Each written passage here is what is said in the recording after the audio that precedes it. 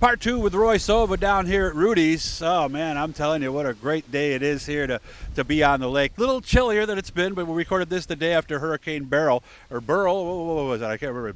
Beryl, whatever. Beryl, yeah, whatever it is. It wasn't a big deal for us in Liverpool. How was it for you guys up here? Did you get anything? Yeah, not bad. Okay, so nothing that we were worried about or anything like that. I guess up north here towards Watertown, there's substantial flooding. Yeah, Canandaigua, I guess, had some too. So for any of you guys who are, thinking about it a week later, our main goal for here, we're going to look at the season so far. And we've got how many more races? It's got to be 4 or 5, something like that? Oh, more than that, half a dozen, 7. Okay. Something like that. Yep, so, and of course, they're regaining this weekend. You guys are getting this on Thursday. They'll be racing again this weekend. So the big thing in the off season was the spoiler, the wicker bill, the tire change. Would it make it tougher to just go up front and ride around? I think the answer at this point is, yeah, I think it did exactly what it was supposed to do. What do you think? Well, number one, there are more cars there now. That helps. Start. So, it brought some guys back that are racing weekly that had kind of moved away and just run special shows and stuff like that. I think the competition in the super modifieds has been much better now. Take that race that we talked about before about Jeff Abold passing inside, outside, coming from the rear. Dave Schulich starting 12th, coming up for a win. So there's a lot more passing now. And that's directly related to the rules, you believe, at this point? Right. Gotcha. Yeah. Boy, I was looking at the points the other day. Has it been more wide open than it is right now? Because it looks like we've got about a 4-horse race at this point.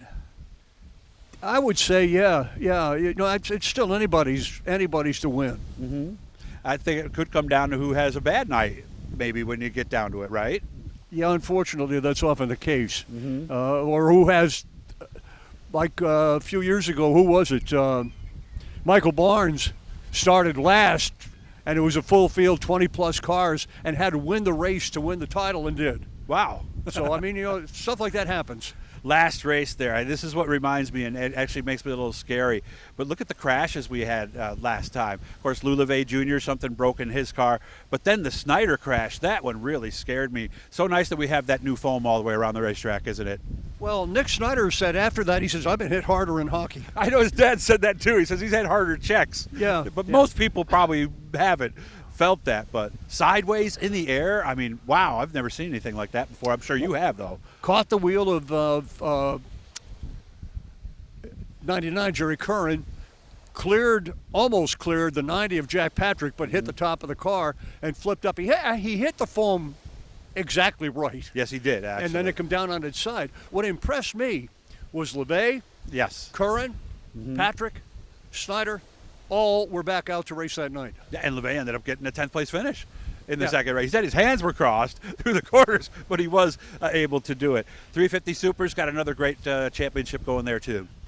The last few races, we're starting to see an increase in the numbers. They're still not fantastic, but we've gone from 7 to 10, 11, 12. And I understand there's another couple of guys, Vern Lefebvre, for instance, who had that horrendous crash in the first turn a couple of years ago. Well, more than a couple of years ago now, 18, I think it was. Mm-hmm. But like you talking about people in the pits. I ran into Vern Saturday night. Oh, yeah? We got talking.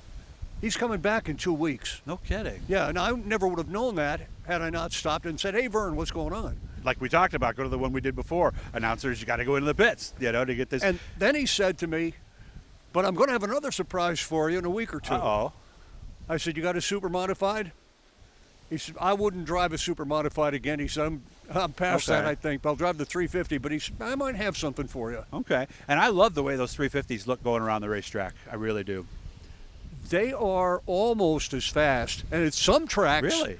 They're within a half a second or so. Wow. I understand they raced up at, I believe, Oxford Plains, and the speeds were not that different. Wow. Okay. And again, I like the division. I like the way they look. So, all right, 350s. Biggest thing I noticed there, boy, the racing is very close. Yeah. Yeah, you've got some guys that are really doing very well. Barry Kingsley, just bought that car from the Clark car, the Roger Clark car, and he's just getting that set up. He'll be a factor before the season's over. But you got Kyle Perry. Yeah. Who looks Josh smooth. Sokolic. Talon Hawksby. Yeah. They're And Griffin Miller is coming on. They're Yeah. all capable of winning at any time. Yeah, Talon 2 in a row too. Sounds like he's on top. And of course, his dad, knows a few things about these cars too. So, how are the small block supers doing? I noticed. Biggest thing I noticed about them was, boy, it was tough to drive away. They're all over each other. Well, speaking of small blocks, you really had to be rooting for Andrew Schartner. Yes. The Carl Schartner Memorial. It was a nice It was story. great to see Andrew back. I'm in bad circumstances, but Yeah. glad to see him back and get a win on that night in particular.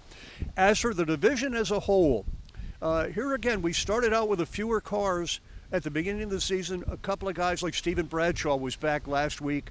Kenny Pierce was back. So that division is starting to build up a little bit also. Mm-hmm. And they're basically IMCA modifieds with a body on them, pretty much, right? With Pretty much. asphalt tires. Yeah. So Yeah, like an IMCA modified. yeah. So affordable. Yeah. So and I'd like to see some younger people in that division now too. And you got the father and son team as well. So I was very impressed with what I'm seeing with those cars. Well, that's been a great feeder class. From the very Yes. beginning, it's been a great feeder class. Looking right now, you've got Josh Sokolic, Griffin Miller, Robbie Worth, that, we're all in the SBS division. Noah Ratcliffe. Yep. That's what's helping that division finally start to grow a little bit. I don't know about you, but I'd like to take a couple laps on one of those things myself. Not as constrained as the Super, because you've seen those things with the panels off as the guys sit in them. That's as tight as an Indy car right there. It really is. Yeah, it is. So we get back this week. Anything special coming up on the 20th, I believe? Well, you got a double header this weekend. We do. 19th and 20th. Friday night, the 19th, I'm going to have to miss Pencan on that night because Oswego had that rained out ISMA MSS show. That is now scheduled for Friday night. It's going to be the 350s are going to racing also. Oh, so a wing show. Okay. And then on Saturday, you've got the regular show, which is the autograph session and the kids' bike giveaway, which I know you've talked to Jeff Abold about. Yeah, they were building bikes today. I was over at the place today. Yeah. Yeah, they've got they're nearing 30 bikes right now to give away. So wow. That's the doubleheader coming up this next weekend, this coming weekend as this airs. That it's going to be a good show. Which day is the bike giveaway? Is that Saturday or Friday? ISMA MSS is Friday and the regular Supers are Saturday. No, I meant the bike giveaway for the kids. Oh, Saturday. They're That in the is autograph Saturday, session. okay. Right. So it's worth it, guys. Bring your kids up, and you could be needing some extra trunk space on the way home. What they're going to do with that, Doug, is every bike is going to have a paper bag or a bucket, whatever, and the kids are going to get one entry blank when they come in. Oh, so that way they can pick the one they like. Put the entry blank in the bike they want to win. So if they win a bike, it's going to be the one they want. Yeah, because he told me before they had a girl's bike and a boy's or something. I can't remember what it was. And so this way you can pick the one you want. Yep. And that'll be the one that almost like those lotteries we see that they do at a lot of the basket things and stuff like that. Yes. So, yeah. Well, again, thanks for making time for me. Rudy's up here. I got to tell you, this is fantastic up here. Guys, make sure you get up here. And, of course, support our friends at Garofalo's, too, when you're getting stuff for the grill. Make sure you stop there on your way to Oswego Speedway. Roy, and again, congratulations on the Hall of Fame. Thank you much, Doug. Make sure to subscribe, turn on the notifications, leave a comment if you'd like, and if there's something we're not doing that you want us to do, just let us know.